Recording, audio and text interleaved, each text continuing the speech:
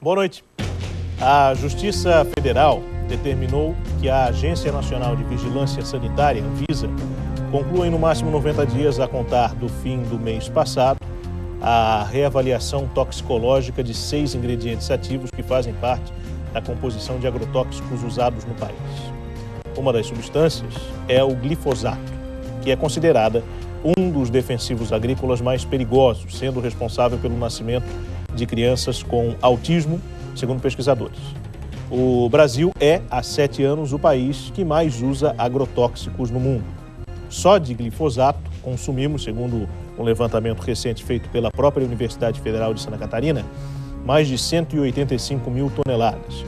Um outro levantamento recente apontou ainda que 90% dos legumes, como pimentão, por exemplo, consumidos aqui no estado, tem contaminação em excesso por agrotóxicos.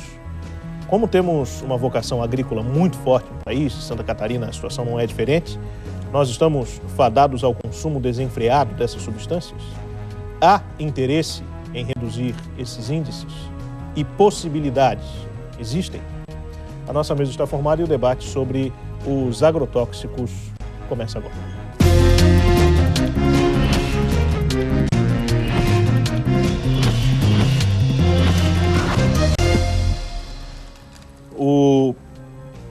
O programa de hoje, são 10h01 agora, convidou especialistas para discutir esse assunto, que estão aqui conosco.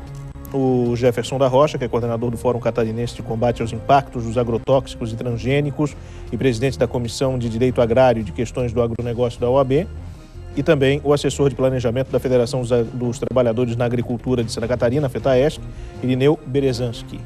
Nós convidamos ainda, porque a praxe aqui no Conversas Cruzadas é termos mais um aqui na mesa, o engenheiro agrônomo da EPAGRE, Paulo Tagliari.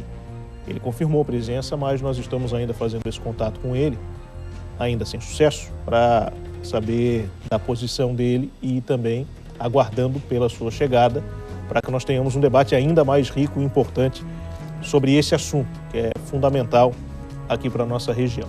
A qualquer momento, caso inclusive ele esteja nos assistindo, bom, ele não vem. Acabei de receber informação aqui pela produção de que ele não vem, mas havia confirmado a participação. Deve ter havido algum problema. Bom, vamos adiante. São 10h03 agora. O programa está no ar em nome da promoção de aluguel Ibagi, as melhores oportunidades em aluguel de imóveis com valores especiais. E que eles, todo mundo tem um grande motivo para comprar no Queires. Queria convidar você para participar conosco aqui do programa. Nós temos canais digitais à sua disposição. O e-mail, eu estou abrindo aqui agora, que é o conversas@tvcom.com.br. Tem o facebook.com/conversas cruzadas e o Twitter, que é o @conversastvcom. Agora, de todas as formas aí que eu apresentei para você, você pode optar pela mais rápida, que é o WhatsApp da TV Com. O número é o 9188 4044. 9188-4044, vale para qualquer lugar do mundo em que você se encontre.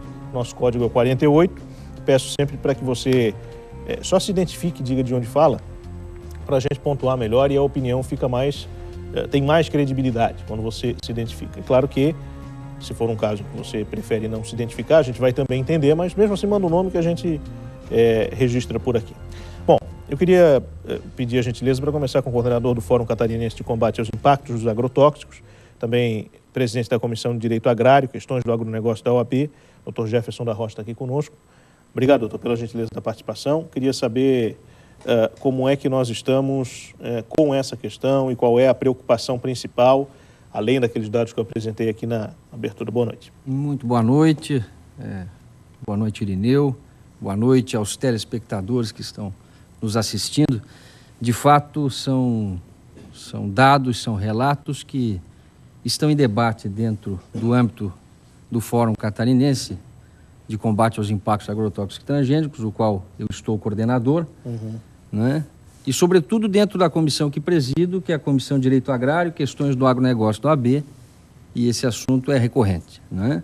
O Brasil, me permita corrigir uma colocação que Vossa Senhoria, no início do programa, disse, que o Brasil, como o Brasil sendo o maior consumidor de agrotóxicos no mundo. Há que se fazer uma ponderação acerca desses dados. o Brasil hoje é um player mundial da produção de alimentos, né? O Brasil se destaca em várias cultivares como líder mundial de exportação. De grãos é o segundo país líder de exportações de grãos, de soja, milho e outros grãos. O nosso produto interno do agro chegou em 2014 a R$1 trilhão. Representa o agronegócio quase 30% do superávit da balança comercial, dentre outras questões. Uma outra questão que tem que ser colocada. Então, em função dessa imensa produtividade que o agro é responsável, talvez ele eleve essa pecha de ser o maior consumidor. Porém, existem dados muito interessantes que apontam que o Brasil, proporcionalmente, ou seja, no uso de agrotóxico para produzir 1 tonelada de alimento, o Brasil está lá atrás na lista de países. Eu vou te dar um exemplo. A França, como exemplo, a França gasta $22 em agrotóxico para produzir 1 tonelada de alimento, enquanto o Brasil gasta 7. Né? Outro dado interessante, retirado do site da Andef, $73 a tonelada gasta o Japão, por exemplo, para produzir 1 tonelada de alimento. Sim. Então, esses assuntos têm que ser ponderados, porque para a opinião pública, para o telespectador, dá a impressão de que existe um uso desenfreado de agroquímicos, de agrotóxicos para a produção de alimentos. Isso não é verdade. O produtor rural brasileiro, seja ele de economia familiar, o médio, que é a classe média hoje, que representa 80% dos produtores, desses 5 milhões de unidades produtoras no Brasil, e mesmo os grandes, hoje nós temos uma agricultura profissional, Sim. uma agricultura com tecnologia e que busca aplicar com racionalidade e com respeito à legislação e, sobretudo, com respeito ao meio ambiente, o uso desses produtos químicos. Agora, é fato, isso é incontestável, que à medida em que a ciência avança, os estudos também avançam e acabam demonstrando, como é no caso do glifosato, de que ele pode vir a ser um produto carcinogênico. Então, a nossa legislação brasileira, quando aprova, quando coloca um produto no mercado, passa por uma série de estudos. E mesmo a legislação prevê que os produtos liberados sejam revistos. Então, dentro desse cronograma, já havia desde 2008 a provocação para que o glifosato fosse revisto. Agora, esse estudo, que aponta uma possibilidade de ele ser carcinogênico, faz com que a Anvisa revise esse estudo e agora, em setembro, certamente vai nos anunciar. Mas tem outros assuntos polêmicos, eu acho que no debate a gente vai estendendo mais o assunto. Então, um panorama geral, colocando o Brasil como o maior consumidor, de fato, não, porque ele pode consumir no volume, por ser um dos maiores produtores de grãos do mundo. Agora, quando você vai para proporcionalidade, França, Japão, Rússia, outros países consomem muitíssimo mais agrotóxico para produzir 1 tonelada de alimento do que o Brasil. O assessor de planejamento da Federação dos Trabalhadores na Agricultura aqui de Santa Catarina, a FETAESC, Irineu Berezanski, que está conosco aqui no programa. Obrigado pela gentileza da participação mais uma vez, sempre contribuindo com o nosso debate também. Qual é a sua interpretação sobre essa questão? Boa noite, ouvintes dessa TV. É um prazer estar aqui nesse debate. Boa noite também, companheiro. Bom, é preciso clarificar algumas questões importantes sobre o uso do agrotóxico no Brasil, especificamente também em Santa Catarina. Primeiro, é preciso dizer que nenhum produtor quer utilizar agrotóxico em demasia, e se fosse possível, ele não utilizaria. Mas a ciência o dá esta condição nesse momento. E o que a gente pode verificar? Que se o agrotóxico é aplicado nas condições normais, recomendadas, não há problema. O que nós temos visto, algumas questões incoerentes, é do uso desenfreado, mas por uma situação de orientação não adequada. E isto nos preocupa. Então, se nós formos buscarmos os dados, e já alguns já levantados, precisamos clarificar algumas questões. Segundo a Embrapa, de 2002 a 2012, houve um crescimento de 155% da aplicação de agrotóxico no Brasil. Sim. Bom, isso é uma preocupação. Se nós formos olharmos, então, esses mesmos dados, nos últimos 40 anos, vamos verificar que o uso do agrotóxico cresceu 700% e a agricultura cresceu 78%. Então, aqui já nos preocupa um pouco, porque há um uso em demasia. Bom, mas precisamos ver o seguinte, o Brasil também está entrando agrotóxico de forma inadequada dentro desse país. Não é? Pelas nossas fronteiras, entram esses produtos inadequadamente. E se a gente for observar em termos de custo, para o produtor isso não compensa. Sim. Mas para a pessoa que está trazendo através do comércio, isso está compensando. Então, é preciso ter a mão do governo para que então segure essa entrada e que se faça o uso de forma legal. Aí não há problema. Agora, o problema que nos preocupa muito é essa forma ilegal que está vindo esse agrotóxico. E tem um dado importante também, que se a gente observar na soja, num dado médio, quer dizer, o custo do agrotóxico gira em torno de 12% a 14%. Sim. E segundo os dados, esse agrotóxico que entra de forma ilegal tem um custo 50% menor. Então, se nós formos olharmos no soja, então 14%, 50% vai dar 7% em termos de custo, melhorar esse custo. E se é 50%, vai dar 3,5%. Quer dizer, para o produtor não compensa, mas compensa para quem está fazendo esse papel de comerciante ilegal. Então, e aí precisa entrar a mão do governo. Nós vemos desta forma. Também, se a gente olhar o Brasil e o mundo, e bem levantado pelo companheiro, o mundo consome 2 milhões e 500 mil toneladas atualmente de agrotóxicos. Sim. O Brasil está consumindo em torno de 300 mil toneladas. Se a gente pegar entre o ingrediente ativo, dá em torno de 130 mil toneladas de consumo desse produto. Agora, preciso dizer o seguinte, novamente reafirmar, se aplicado de forma recomendada, não há problema. A alimentação entra limpa. Então, nós precisamos olhar esse fator. Agora, o que preocupa é a forma de aplicação desordenada. Isso, sim, nos preocupa. E aí é preciso dizer um outro fator. É preciso que haja orientação lá para o produtor. E porque, de certa forma, o técnico agrícola, o engenheiro agrônomo, é que faz a recomendação e faz o receituário agronômico. Então, se ele está fazendo a recomendação adequada, não há problema nenhum. Sim. Agora, se entra de forma ilegal e se o agricultor não tem o agrônomo, o técnico agrícola para orientar, isso assim é problema. Você sabe que a gente está falando aqui para todo o estado, a região talvez oeste e a região aqui da Grande Florianópolis, produtora dos alimentos aqui, talvez saiba como é que funciona esse processo de recomendação. Mas parte da audiência também não tem ideia. Como é que isso funciona hoje? Quem é que faz essa indicação inadequada, incorreta? Não sei se posso usar a expressão aqui mal intencionada para o produtor. Ou ele não recebe nenhuma orientação e acaba aplicando do que ele compreende do rótulo da embalagem, do que ele acha que é adequado. Bom, via de regra, o que a gente pode entender? Nós precisamos olhar que o quadro dentro do estado de Santa Catarina, e isso também é do Brasil, há um esvaziamento de técnicos de governo. Sim. Em todas as áreas. Em todas as áreas. Isso nos preocupa, porque o ordenamento precisa vir via governo. Porque os técnicos que estão nas casas agropecuárias, quer queira, quer não, eles vão vender o produto.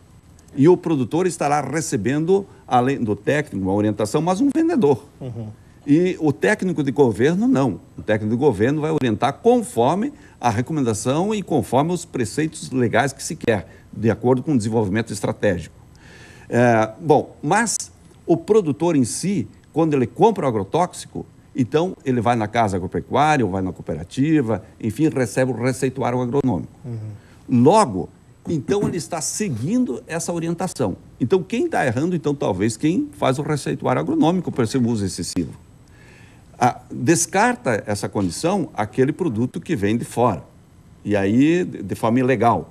E isto é uma preocupação porque é preciso, então, ter agentes de governo federal estancando essa entrada desse produto.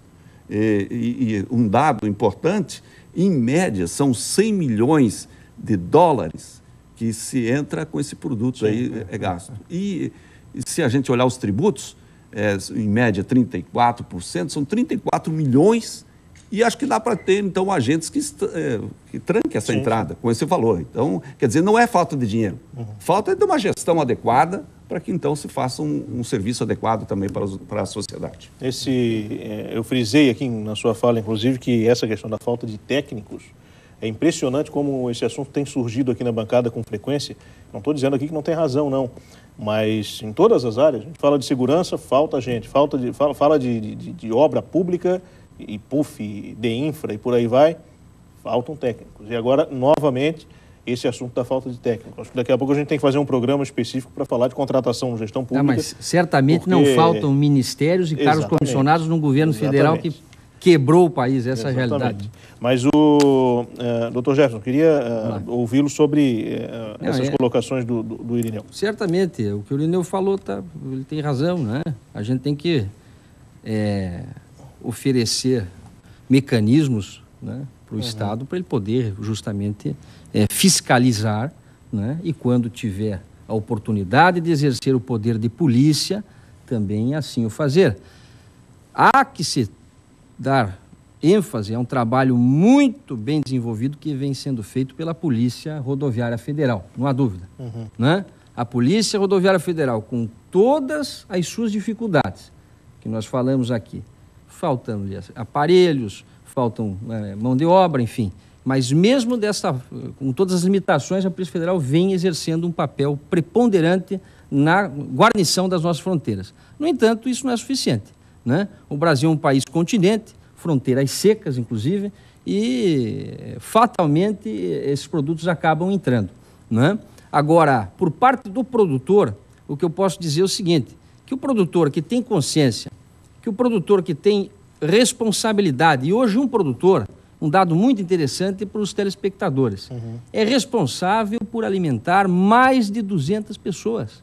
Um único produtor alimenta 200 pessoas. O Brasil hoje alimenta mais de 4 bilhões de pessoas, não só aqui no nosso território, mas no mundo. Então isso é uma responsabilidade muito grande que o produtor tem, e é claro, aquele que é chamado a produzir, né? Porque a arte de produzir, eu vejo a agricultura quase como uma arte, né? É uma dedicação a uma atividade essencial, né? Talvez um dos maiores trabalhos da terra, né?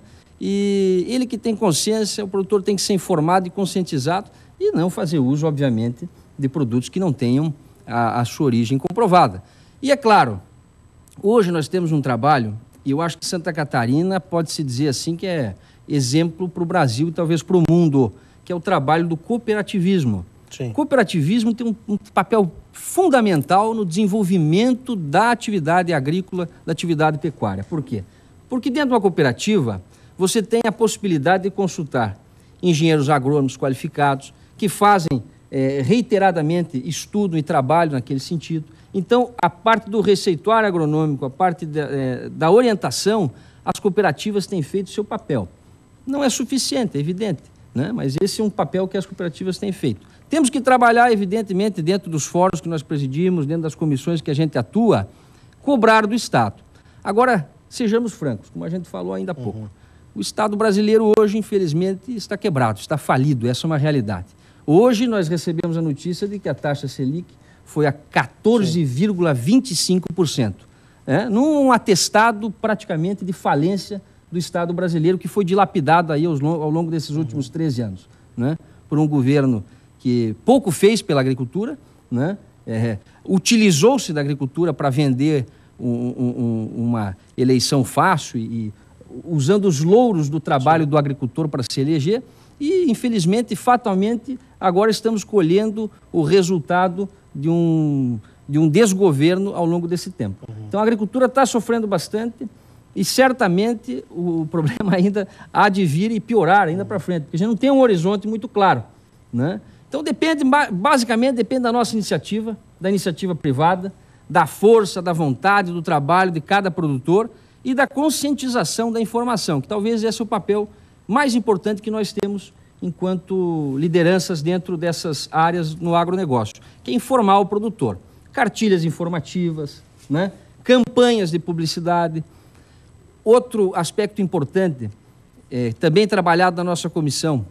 Recentemente, nós entregamos um documento à ministra da Agricultura, que o recebeu, para que nós tenhamos uma modernização, nós temos que ter uma modernização do nosso maquinário para aplicação de defensivos, né?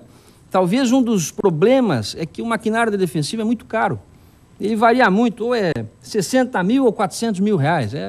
A variação é muito grande.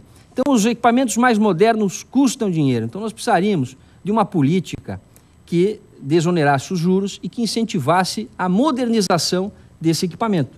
E isso seria uma iniciativa, talvez, que reduzisse certamente a aplicação desses defensivos e melhoraria esse índice que nós temos aí, tão alardeado. O senhor me permita fazer algumas pontuações aqui que vêm no sentido de fomentar o debate. Eu já estou recebendo aqui mensagens, é bom registrar, e daqui a pouco a gente vai colocar na tela também o nosso número novamente do WhatsApp para você interagir aqui conosco, mandar perguntas e tal. Eu já recebi aqui do Dr. Daut Mendorfer e daqui a pouco a gente vai fazer esse seu apontamento, esse seu questionamento, Dr. Daut. Obrigado pela audiência, mas o senhor falou de que a agricultura é uma arte.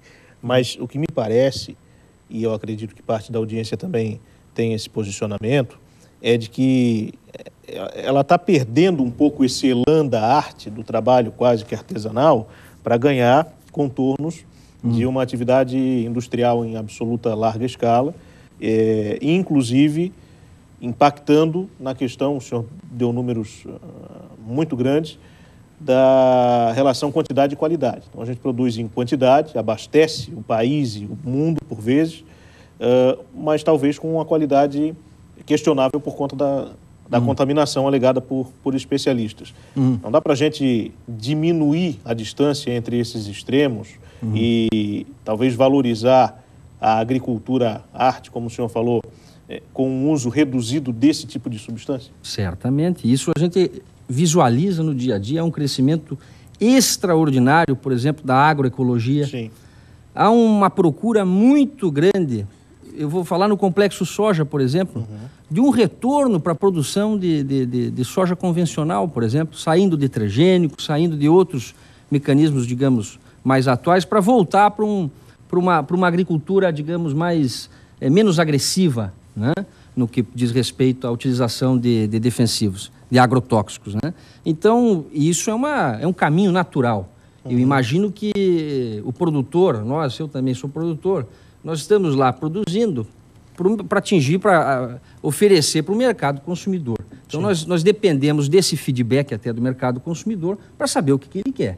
Se o mercado consumidor aponta que quer um produto livre de agrotóxico, pois bem, que se produza um produto livre de agrotóxico. Mas para tudo tem um preço, para tudo tem um custo, para tudo tem uma viabilidade, né? Os produtos agroecológicos, hoje a gente vai no supermercado, encontramos até, vamos dizer assim, gôndolas e gôndolas, né? A opção nos últimos 5 anos, eu acho que quase que quadruplicou de produtos da agroecologia. Então, isso já existe. E você falou na profissionalização e talvez um dado outro interessante, né? Santa Catarina também é um exemplo para o mundo. Aqui não temos grandes latifúndios, né? Nossa produção realmente é mais voltada à produção familiar, de minifúndios e médios produtores. Então, essa ligação do homem do campo com a terra, ela certamente, isso é um fato interessante. Eu sou produtor também, né?